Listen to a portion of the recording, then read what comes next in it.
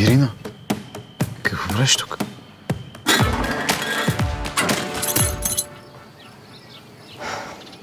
Ще дойдеш за обяд, нали? Как може мъж като него да няма деца? Какво? Няма, питам. Боб. Не е много френско. Дълго ли ще останеш в България? Чакам да ми потвърдят един проект. Това не е ли романтично? Романтично, бабината ти трънкина. Окей. Сама ли си? Не съм точно сама. Съпругът ми, той е много зает.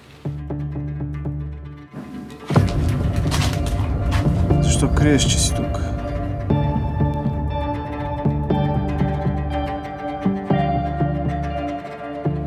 Четири години нарича скоро. Един микс. Хайде утре да поговорим. Това наистина ли сте вие? С баща ми на тези снимки от преди 35 години. Ти винаги ли правиш това, което се очаква?